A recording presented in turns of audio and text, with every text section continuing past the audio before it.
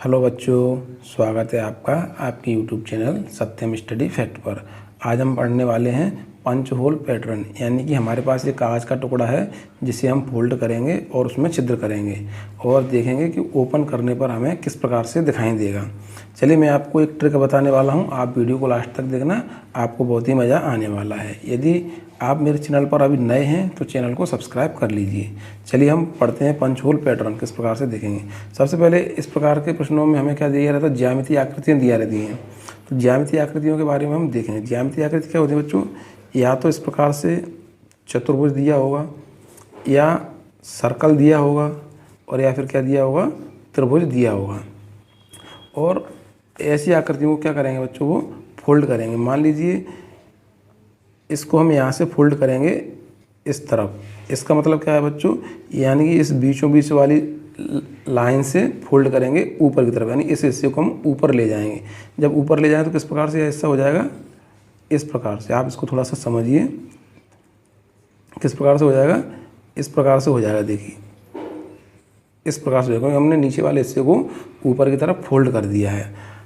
और यदि हम यहाँ से फोल्ड करते हैं, यानी कि बीचों बीच से, तब यह किस प्रकार से हो जाएगा, इस प्रकार से हो जाएगा। और देखिए इसको हमने इस प्रकार से एरो लगा दिया, यानी कि नीचे वाले हिस्से को हमने ऊपर की तरफ फोल्ड कर दिया है। तो आप इस प्रकार से एरो को और इस लाइन को समझ लिया है अभी आपने। अब हम देखते हैं प्रश्नों को किस प्रकार से हल करेंगे। अब हम सीखेंगे सबसे पहले ट्रिक। क्या सीखेंगे बच्चों, ट्रिक। बहुत ही इंपॉर्टेंट ट्रिक है और बहुत अच्छी ट्रिक है। चलिए सबसे पहले हम देखें, किसी भी आकृति को यदि हम मध्य से या बीच से कहीं से भी, जैसे देखिए हम इस आकृति को देखें तो इसका मध्य क्या है, यानी ये है बीचों बीच।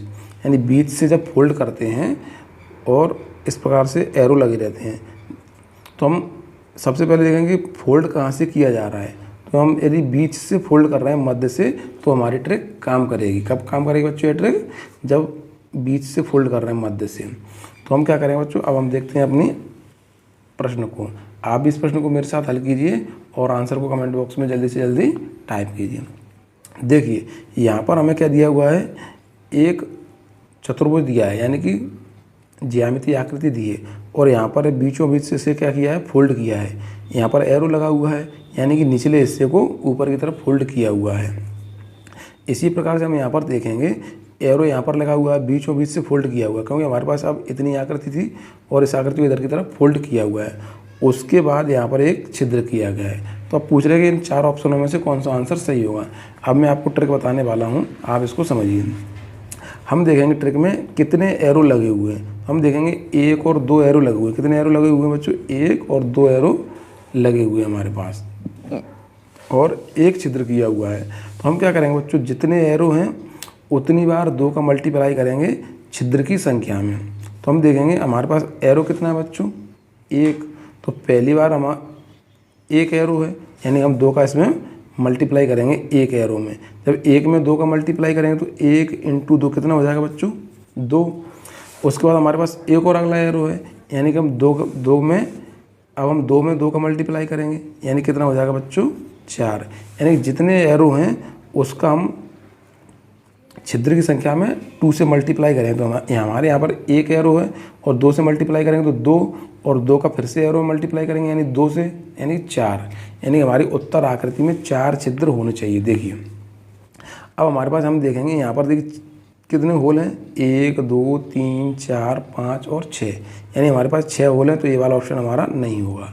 अब हम देखेंगे यहाँ पर भी 4 होल हैं, यहाँ पर भी 4 होल हैं, और यहाँ पर भी 4 होल हैं। तो हम देखेंगे यहाँ पर, यदि इस आकृति को हम देखें तो इस ज्यामितीय आकृति में हम देखेंगे इस प्रकार से ज्यामितीय आकृति है और यहाँ पर होल किया हुआ है। जब इसको हम इस प्रकार से एरो लगाया तो इसको यदि हम ओपन करेंगे तो किस प्रकार से आकृति होगी, इस प्रकार से। तो जब होल यहाँ पर है बीचों बीच में, तो जब इसको इधर से पलटें तो यह होल कहाँ पर आ जाएगा, इस प्रकार से बीचों बीच में आ जाएगा। तो इसी प्रकार से हम देखेंगे यह होल यहाँ पर बीचों बीच में है, जब ये यहाँ पर भी बीचों में, जब इसको इधर से पलटेंगे तो कहाँ पर आएगा, यहाँ पर, और इधर से ओपन करेंगे तो कहाँ पर आ जाएगा, यहाँ पर। यानी कि ये सभी होल हैं, क्या है, सही स्थान पर नहीं है। होल कहाँ पर होना चाहिए बच्चों, इस प्रकार से। देखो बीचों बीच में आ रहा है ना, जिस प्रकार से यहाँ पर है इस प्रकार से यहाँ पर आ रहा है। तो ये वाले ऑप्शन हमारे नहीं होंगे। तो इस प्रश्न का सही आंसर क्या होगा बच्चों, ऑप्शन क्रमांक 3 इसका सही आंसर होगा। चलिए बच्चों, यदि आपको समझ में आया हो तो वीडियो को लाइक करें और सब्सक्राइब भी करें। हम अगली आकृति में प्रश्न को और अच्छी तरीके से समझते हैं। देखिए यहाँ पर हमें एक प्रश्न दिया हुआ है, यहाँ पर चतुर्भुज दिया हुआ है और नीचे की तरफ फोल्ड किया हुआ है। अगली आकृति में इधर की तरफ फोल्ड किया हुआ। अब हम देखेंगे यहाँ पर क्या है, एक होल किया हुआ है। क्या किया है बच्चों, एक होल किया हुआ है।